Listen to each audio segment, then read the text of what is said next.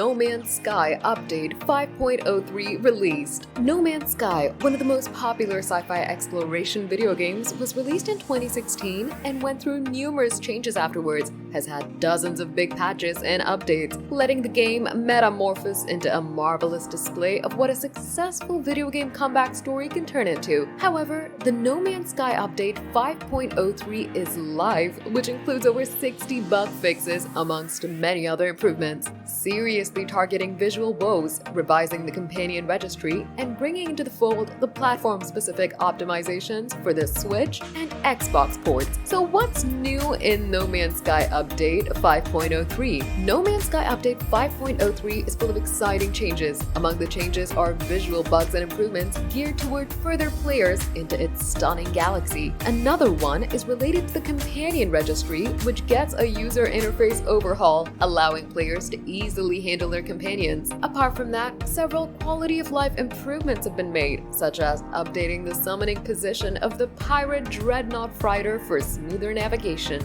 In addition, it's added platform-specific performance optimizations on the Nintendo Switch and Xbox versions so that the experience in gaming will be seamless. Last but not least, some issues in the No Man's Sky update list have been resolved, like the infinite loading screen and water rendering glitches on Xbox, and quality improvement for particle rendering on PSVR 2 for further realism and immersion. The update is currently available for PC, with console versions to follow soon. No Man's Sky has seen a massive player spike on PC, with daily concurrent player peaks reaching over 50,000 players in mid-July 2024. Here are the general bug fixes and improvements. It's fixed an issue that made it difficult to rotate the model of the starship or backpack on the inventory page. It's applied some minor polish to the companion registry UI to make it clear there are more than 6 available slots. It's fixed an issue that caused the wrong control glyph to be suggested when reporting bases. It improved the summoning position of the pirate Dreadnought Fighter to make it easier to fly into.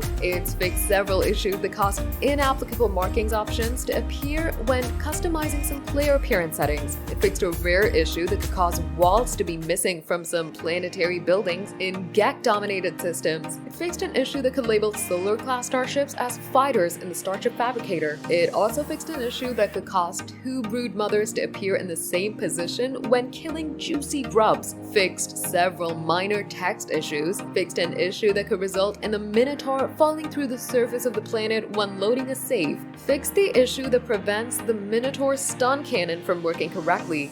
Fixed an issue that caused the hostile security drones on derelict freighters to become stuck in the ceiling. Fixed an issue that could make it difficult to summon starships to the exact correct position on the water. Fixed a rare issue that could prevent progress on the tutorial by preventing warp to the target system. Fixed an issue that could result in incorrect counts on the Wonders catalog. Fixed an issue that could leave lingering echoes of old ships in the quick menu after salvaging a ship. It also fixed an issue that caused existing freighter bases to fail to properly snap together, causing corridors and doors to turn into walls. It fixed a rare issue that could block the hand-in of Nexus missions. Fixed the issue where the multi-tool was visible in photo mode when the player was using the first-person camera. It improved a number of the graphic settings descriptions in the options menu. It fixed several UI rendering issues and fixed an issue that could cause some settlements to fail to appear during building generation. Here are the mission fixes. It fixed an issue that could prevent mission progress in the Metamorphosis milestone in the Liquidator's Expedition.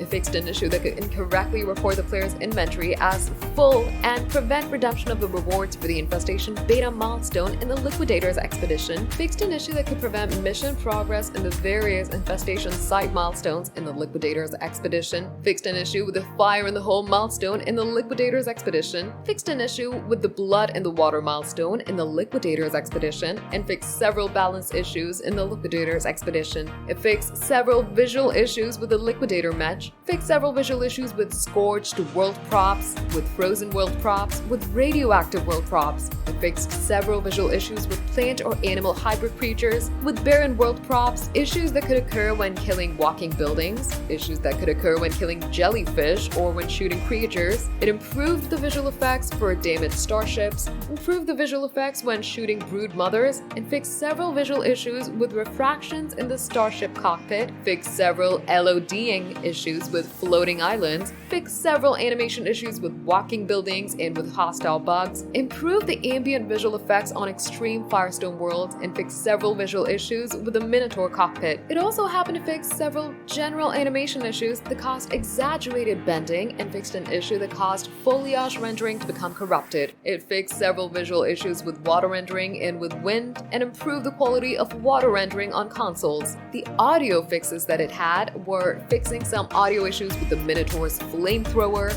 improved the ambient audio on floating islands, had GPU-related improvements, fixed some issues related to DLSS3 and FrameGen, and added a VR optimization for AMD graphics card. The stability fixes included fixing a crash related to terrain generation and fixing a crash that could occur when reloading saves, related to loading exitcraft, related to texture rendering, to loading discoveries, to planetary rendering, and fixed a VR-specific crash. It introduced several Xbox-specific performance optimizations, fixed an issue that could cause an infinite load when starting the game on Xbox, and fixed a visual glitch with water rendering on Xbox. The Nintendo Switch fixes it offered are fixing a Switch-only issue that makes it difficult to interact with the Base Scientist's terminal, and added several memory optimizations to Switch. And the PlayStation VR 2 fixes it had was improving the quality of particle rendering in PSVR 2.